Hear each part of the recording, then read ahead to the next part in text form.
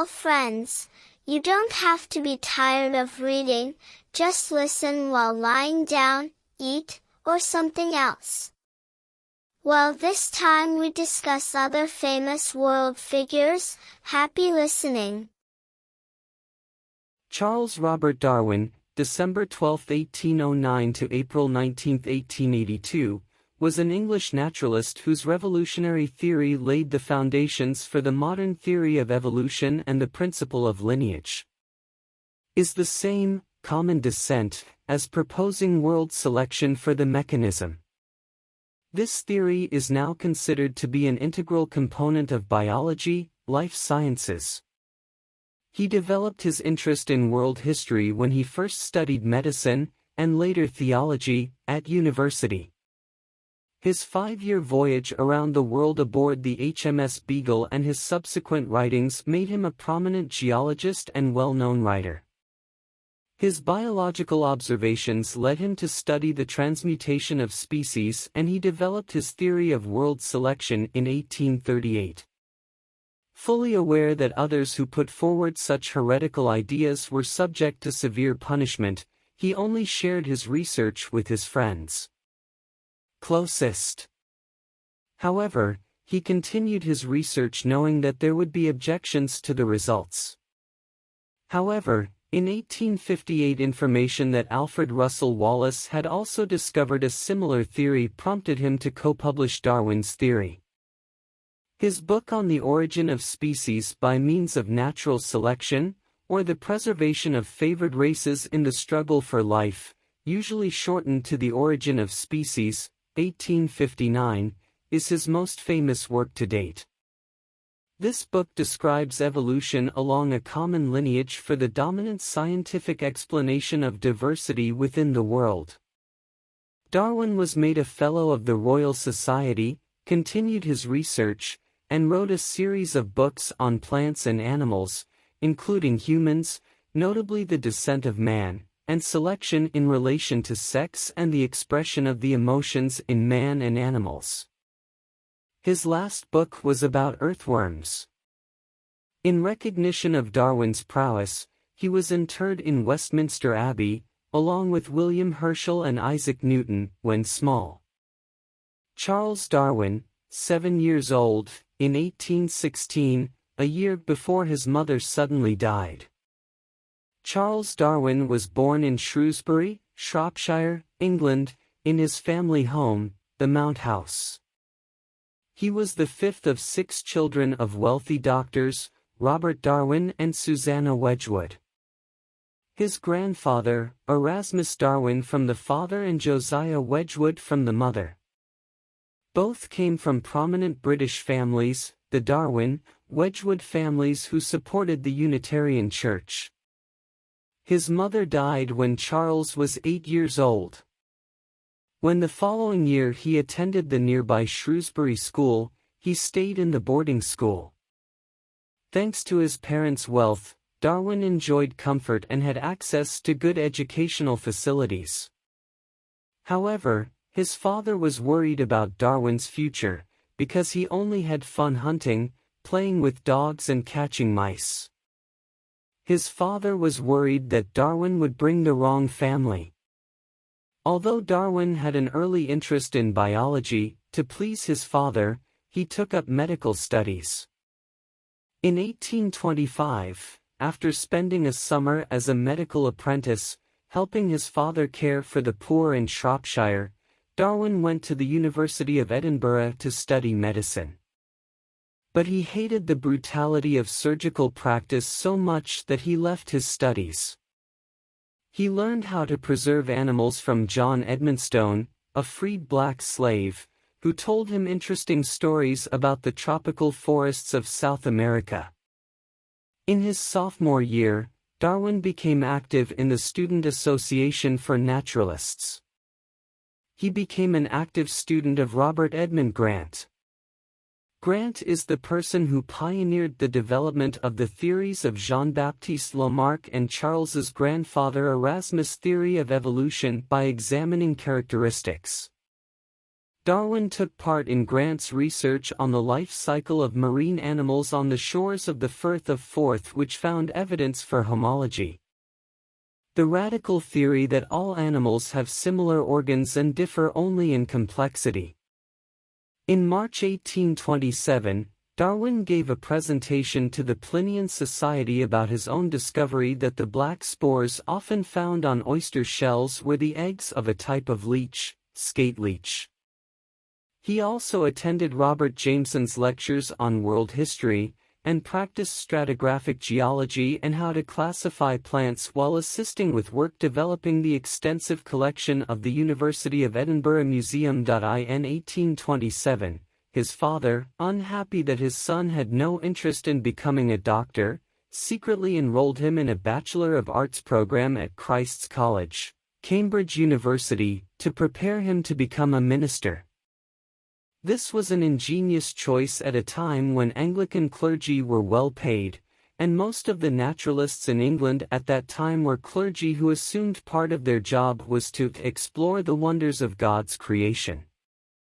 At Cambridge, Darwin preferred horseback riding and shooting to training. Together with his cousin, William Darwin Fox, he was immersed in the passion at that time to compete to collect beetles. Fox also introduced him to the Reverend John Stevens Henslow, professor of botany, for clever advice on beetles. Darwin later enrolled in Henslow's world history class, became his favorite student, and later became known as the man who worked with Henslow. When the exams arrived, Darwin focused more on his studies and received special additional classes from Henslow in mathematics and theology. Darwin was particularly interested in the writings of William Paley, including the idea of divine design in the world. In his final examinations in January 1831, he did well in theology, and because he trained hard in classical studies, mathematics, and physics, he came in 10th out of 178 graduating students. The residency claim requires Darwin to stay in Cambridge until June. Following Henslow's example and advice, he was in no hurry to become a minister. He was inspired by Alexander von Humboldt's personal narrative, and that is why he plans to visit the Madeira Islands to study world history in the tropics with some of his classmates after graduation. To prepare, Darwin took a geology class from the Reverend Adam Sedgwick, a strong proponent of divine design, and in the summer traveled with him to assist in mapping the strata in Wales. Darwin was doing his own strata research when his plans to travel to Madeira were cancelled by a message that the companion he was going to travel with had died, but when he returned home he received another letter. Henslow had recommended Darwin for an unpaid post to accompany Robert Fitzroy, captain of the HMS Beagle, on a 2-year expedition to explore the South American coastline. This would provide Darwin with a valuable opportunity to develop his career as a naturalist.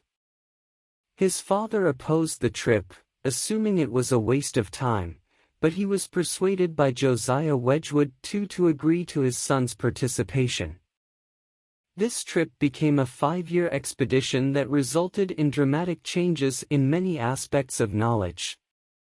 Traveling with the Beagle, Darwin had decided that it was his crossroads to become a priest and live in peace when he received a very tempting offer.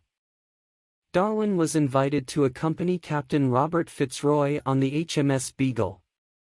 At that time, it was customary for ship captains to have companions during ship expeditions, which generally continued for years.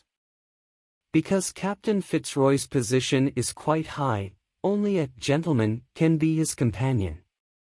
Darwin's Nigrat line proved useful. Although this expedition aims to make ocean maps, Fitzroy secretly has plans to look for evidence of creation as written in the Bible.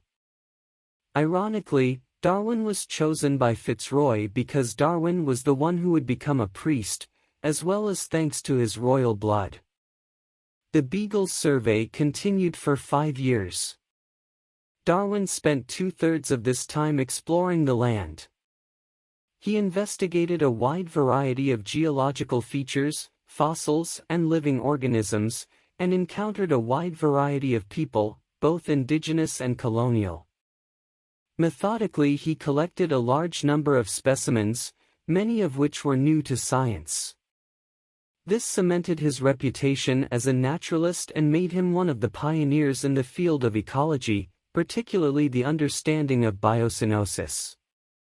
His extensive detailed notes demonstrate his gift for theory building and form the basis for his later work, as well as providing an in-depth social, political anthropological understanding of the areas he visited. On that voyage, Darwin read Charles Lyell's book Principles of Geology, which describes the geological appearance of events from gradual passages over various long periods, and wrote to his family that he witnessed soil forms as if he had Lyell's eyes. He saw plains of sheer shingles and shells in Patagonia for rising shores.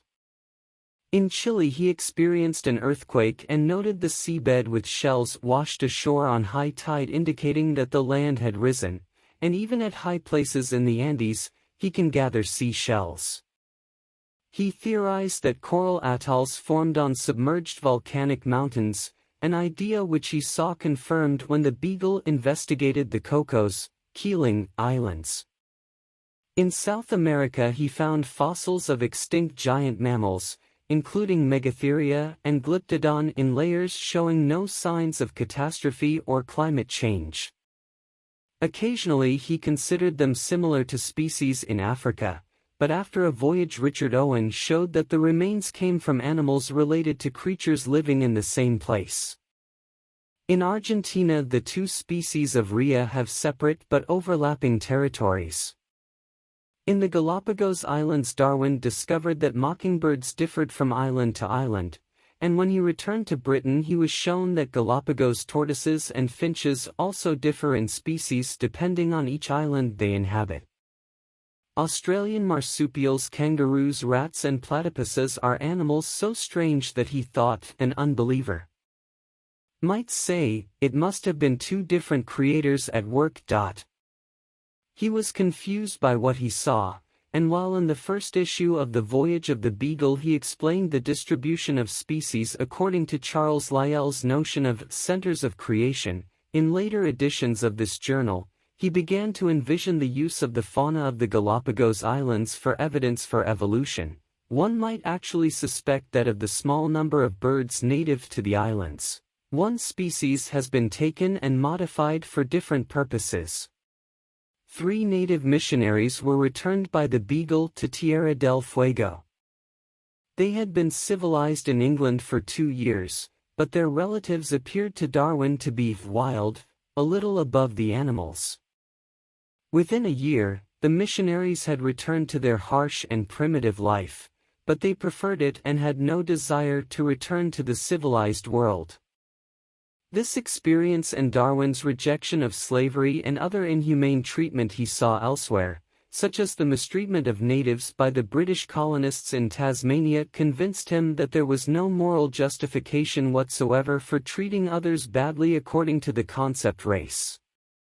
Now he argues that mankind is not too far from animals, contrary to what his religious friends believe. While on the ship, Darwin gets seasick. In October 1833 he caught a fever in Argentina, and in July 1834, while returning from the Andes Mountains to Valparaiso, he fell ill and was forced to stay in bed for a month.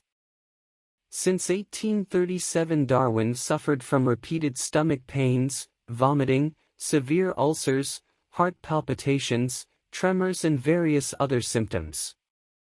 All of these symptoms particularly affected him at times when he felt depressed, such as when attending meetings or dealing with disagreements about his theory. The cause of Darwin's illness was not identified at the time of his life, and attempts to treat him were not very successful. Recent speculation suggests that in South America he contracted Chagas disease due to insect bites, which caused various back problems. Other possible causes include psychobiological problems and Meniere's disease. Career in knowledge, theory formation. While on a voyage, Henslow carefully strengthened the reputation of his former pupil by giving a select number of naturalists access to fossil examples and printed copies of Darwin's geological writings. When the Beagle returned on October 2, 1836, Darwin had already become well known in scientific circles. He visited his family in Shrewsbury, and his father developed a savings account so Darwin could become a scientist backed by his own funds. Darwin later traveled to Cambridge and persuaded Henslow to do a botanical description of the modern plants he had collected. After that, Darwin toured the institutes in London looking for the best naturalists to properly describe his other collections for publication at an accurate time. An excited Charles Lyell met Darwin on October 29 and introduced him to Richard Owen, a rising anatomist. After working on Darwin's collection of fossil bones at his Royal Surgeon Association, Owen caused a great surprise by revealing that some of them came from rats and some kind of giant creeping animal that had perished. This enhanced Darwin's reputation. With Lyell's enthusiastic support, Darwin presented his first paper to the London Geological Society on January 4, 1837, and said that the land of South America was slowly rising. On the same day, Darwin presented examples of his mammals and birds to the London Zoological Society. The mammals were taken by George R. Waterhouse. Although the birds may seem like an emerging concept, John Gould, an ornithologist, reveals that what Darwin thought of wrens, blackbirds, and finches that differed more or less from the Galapagos were all finches. But each is a different species. Others at the Beagle, including Fitzroy, have also collected these birds and have been more careful with their records, allowing Darwin to find out which island each species came from. In London, Charles lived with his brother, Erasmus, a totally free thinker. At banquets he met a number of scholars who argued that God had predestined life by the laws of the world, rather than by creations which could not be explained by deception for the time being. Her brother's friend, Miss Harriet Martineau, is a writer whose stories market the reforms of the Malthusian Whig Poor Law. The scientific community is excited about the idea of species transmutation, which has been controversially linked to the radical furor. Darwin preferred his esteemed friends, the Cambridge professors, even though his ideas went beyond their belief that world history should justify religion and social order. On February 17, 1837, Lyell used his presidential address at the Geographical Society to present Owen's findings to date Darwin's fossils, and to demonstrate the inference that the species of extinct animals were related to the species of the true now in the same place. At the same meeting, Darwin was elected to the Council of the Union. He has been invited by Fitzroy to contribute to the journal according to his field notes for members of the World History of the Captain's Report of the Beagle Voyage. Now he is immersed in writing books on the geology of South America. At the same time, he speculated about transmutation in his red notebook, which he had begun aboard the Beagle. Another project he started had scholarly reports on his collection published for the series Zoology of the Voyage of HMS Beagle, Zoologist of HMS Beagle Shipping, and Henslow used his contacts to organize a £1,000 gift from the Treasury to sponsor him. Darwin finished writing his journal around June 20 when King William IV died and the Victorian era began. In mid-July he began his secret beat notebook on transmutation, and developed the hypothesis that where each island of the Galapagos archipelago had its own kind of turtle, all of them belonged to one species of turtle and had adapted to the island. Different islands in different ways. Under pressure to organize zoology and correct manuscripts for his journal, Darwin's health deteriorated. On September 20, 1837, he suffered from a palpitation of the heart and traveled to the countryside to recover his health. He visited Maer Hall where his invalid aunt was raised by his daughter, who remained single, Emma Wedgwood, and entertained his relatives with stories of his travels. His uncle Jos pointed out a spot in the ground where cinders had disappeared under the loam and said that it was all the work of earthworms. Darwin got the idea for a discussion he gave to the Geological Society on November 1, on the very mundane topic of earthworms. He had avoided official positions that could have consumed his precious time, but that March, Wool had recruited him for Secretary of the Geological Society.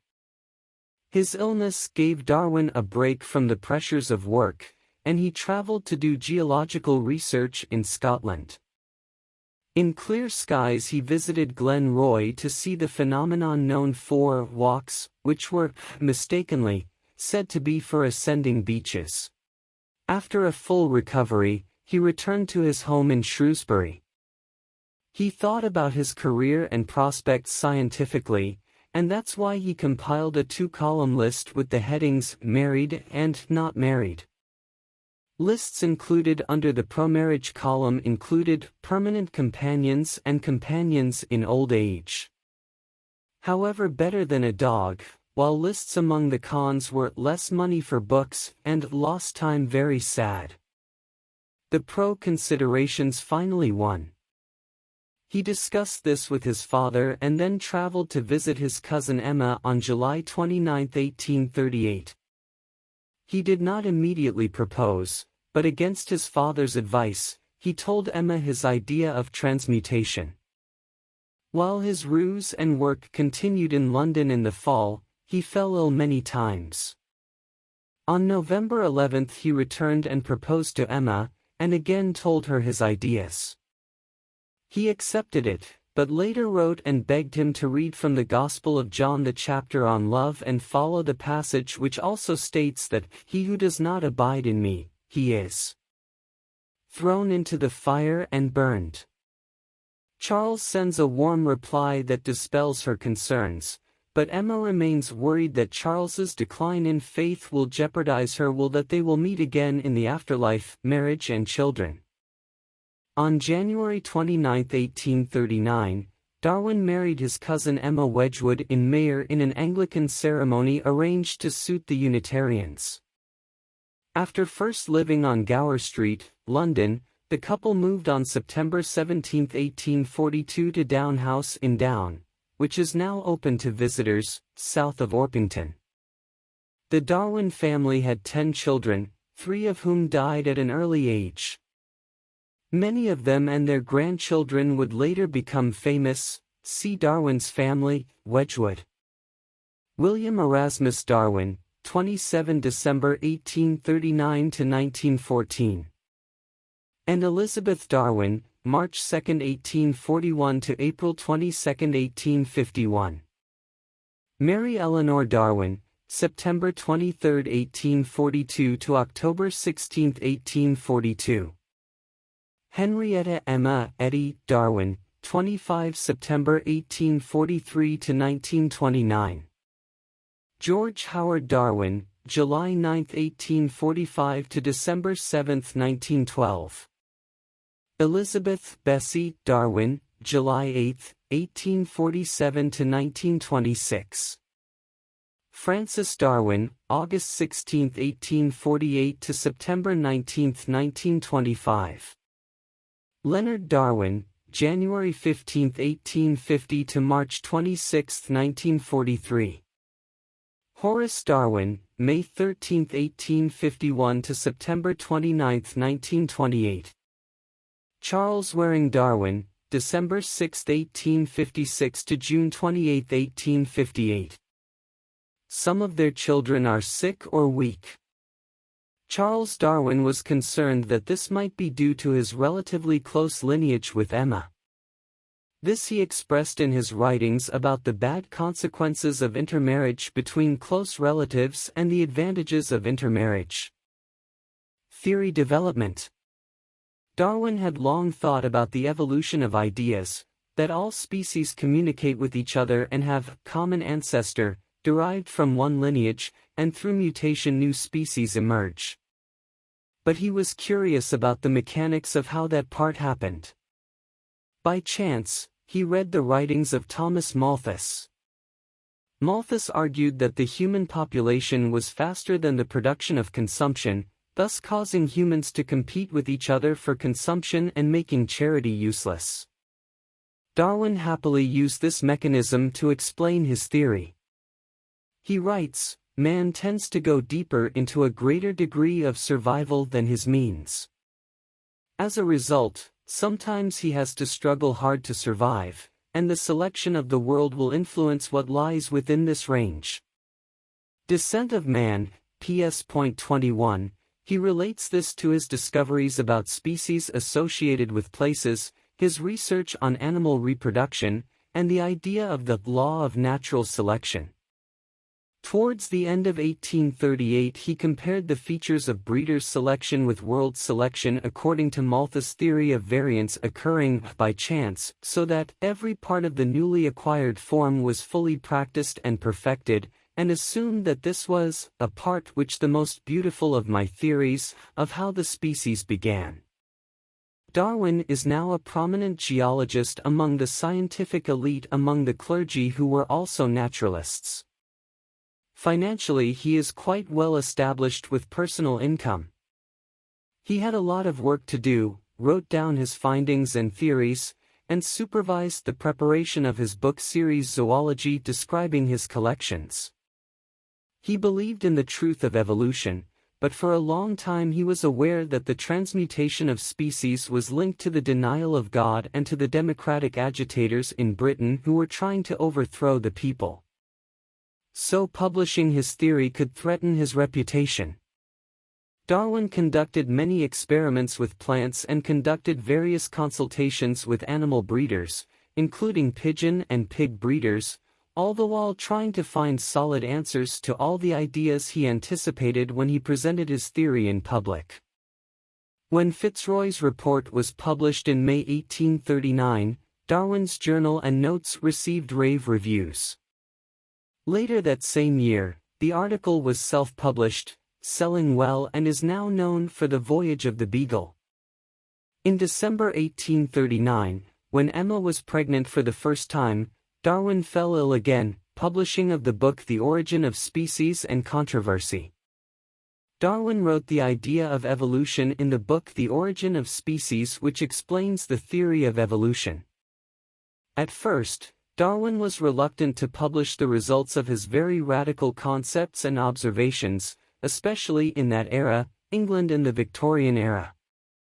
For years, he harbored this idea and only conversed with colleagues he trusted.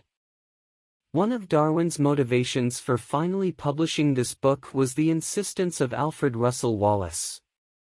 Wallace himself also wrote about a similar idea and sent it to Darwin. Darwin was advised to finish his writing as soon as possible. In 1859, The Origin of Species was published and, unexpectedly, became a huge seller and controversial. Although Darwin did not discuss human evolution openly, his book was met with strong challenges, both from scientists and citizens, especially the Church.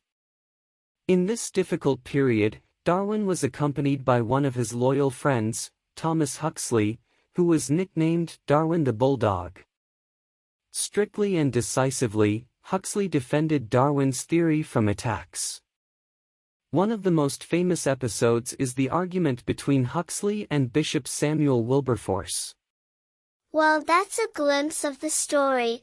Hopefully it will be a motivation and add to our insight. Be smart by listening. Thank you very much for joining. Bye.